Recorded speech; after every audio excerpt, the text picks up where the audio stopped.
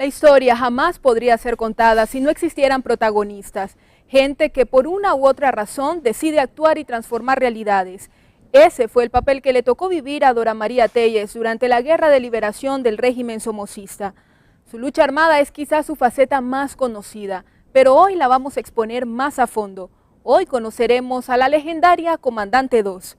Bienvenidos.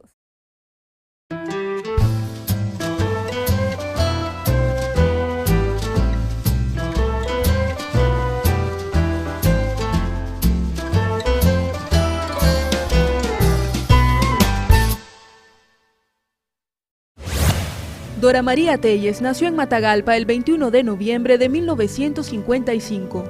Para las costumbres de aquella época, su familia era pequeña, pues eran solo 2 hijos. Su papá, intelectual autodidacta, les dio una formación política sólida, y su mamá, de convicciones cristianas fuertemente arraigadas, les inculcó muchos valores. Siendo el primero trabajador de una entidad pública y su madre modista de alta costura, no eran precisamente parte del proletariado. Y en mi casa nos educaron a entender de que nosotros teníamos una condición de privilegiado, porque teníamos escuela, teníamos salud, teníamos alimentos, teníamos circunstancias para la recreación, y otras familias no. Recibimos una formación en el sentido de reconocer en la dictadura somocista un mal para Nicaragua, ¿verdad? Eso era una constante en la idea política de mi padre. La formación familiar dio a Dora una seguridad poco común para una niña de su edad y en esa época altamente conservadora. Su personalidad extrovertida y su inteligencia siempre la hicieron destacar entre los demás. Ella no tenía ninguna dificultad de ir, sentarse en la dirección y argumentar y contraargumentar y plantear sus puntos de vista cuando no estaba de acuerdo con algunas de las normas disciplinarias, sobre todo, que se planteaban. Siempre fue excelente alumna, muy estudiosa, leía siempre muchísimo. Ella siempre estaba actualizándonos a las que en ese momento no leíamos mucho. Siempre con un sentido del humor extraordinario, innato desde siempre. Donde estaba la Dora María estaba el grupo, estaba la risa y estaba la fregadera. Al ingresar a la secundaria se identifica rápidamente con el movimiento estudiantil, contacto que mantiene una vez que llega a la Universidad en León, donde inicia la carrera de medicina.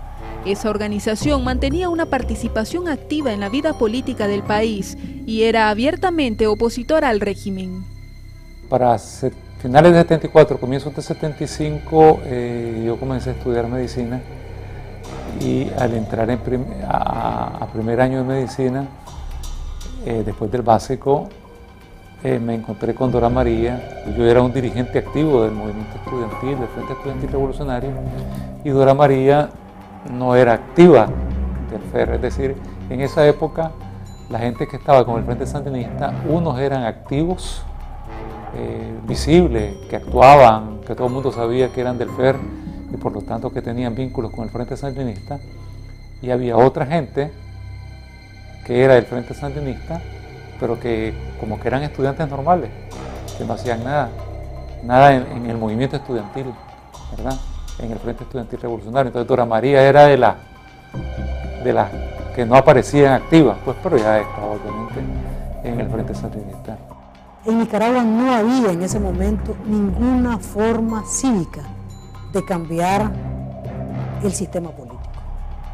Si vos querías cambiar el gobierno de Somoza mediante una movilización, era imposible. Iba a haber muerto y no se iba a cambiar. Y así pasaron casi 45 años. Es decir, no era posible cambiar a la dictadura somocista mediante la vía cívica ni mediante el voto. Y no había otra opción porque la dictadura se reelegía fraudulentamente. Había represión política y enriquecimiento de la familia Somoza y sus allegados, mientras la pobreza se agudizaba en todo el país. En 1976, a través del movimiento estudiantil, se había contactado ya con el Frente Sandinista, que le hace una petición. Me dijeron pues que me tocaba irme clandestina, y entonces decidí pues organizar mis cosas, y dejé una carta a mi papá y a mi mamá. Yo no recuerdo ya muy bien lo que decía la carta, pero básicamente tenía que ver con el hecho de la decisión que estaba tomando, por qué razón la estaba tomando, lo importante que había sido el ejemplo de ellos para mí y que pues tenía que irme a la lucha armada. Es una despedida muy difícil porque yo sentí que tal vez no lo volví a ver, ¿verdad? Es decir, cuando salí de mi casa, vivimos aquí nomás como a 2 cuadras, sentí la sensación de que bueno, esta es la última vez que veo a mis padres, ¿no? De repente nos vimos un fin de semana, las 2 amigas, y le digo, fíjate que me extrañó muchísimo que pasó la Dora María por mi oficina. Un día miércoles, como a las 3 de la tarde. Y me extrañó porque ella no era de visitarte en la oficina, sino de llamarnos y decir, mira, vamos a comer algo, vamos a tomar un sorbete. Y que te dijo nada, que cómo estaba, que me quería mucho, que no sé cuánto, que las cosas se iban a componer, que había que tener esperanza, que había... Pues fíjate que pasó por mi oficina, me dice la Sandra también, a decirme lo mismo. Le digo, esto es que la Dora María se va a ir. No nos podía decir porque obviamente todo era muy compartimentado. La vida en la clandestinidad era dura.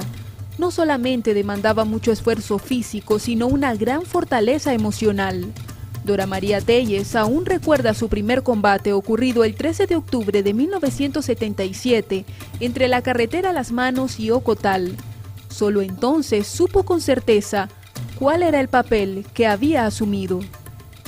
Y yo estaba manejando la ametralladora 30 y me correspondía prácticamente abrir fuego porque era, digamos, el arma más potente. Yo abro fuego, pero yo, si me acostaba, no podía alcanzar para disparar con la ametralladora 30, de manera que tenía que estar sentada como en posición de loto. Eso me puso a que cuando la ametralladora comenzó a disparar, obviamente todos los disparos de la guardia se concentran sobre el nido de ametralladora y yo comencé a oír el silbido de los disparos en la oreja. Entonces ahí en ese momento uno se da cuenta de que estás a centímetros de que uno de esos tiros te pegue en la cabeza o en el cuerpo. Entonces ahí te percatas de eso, pero ya no te dio tiempo de tener miedo, ¿verdad? El miedo te viene después, como 2 horas después que ya termina el combate y todo, entonces ya comenzaba a aterrorizarte. Pero no había marcha atrás. Las convicciones e ideales de Dora para ese entonces no le permitieron claudicar, aunque sí reconoce ahora, después de muchos años, que en cierto modo su vida se detuvo aquella noche que huyó de casa. La lucha armada no debería ser nunca una opción para jóvenes. Yo siento que mi generación debería haberse dedicado a lo que se dedican los jóvenes. Se van a un festival, van a una tertulia, salen a una fiesta, se van a bailar, es decir, pero nosotros estábamos metidos como jóvenes en otra cosa. No la perdí, la invertí de otra manera, pero siento que hay una parte de la juventud que nos fue arrebatada, ciertamente. Como era estudiante de 3er año de medicina, fue enviada a Cuba junto a otros compañeros de estudios que también se unieron a la lucha armada para recibir capacitación en cirugía de guerra y donde además se especializó en manipulación de explosivos. A su regreso, estaría preparada para misiones especiales.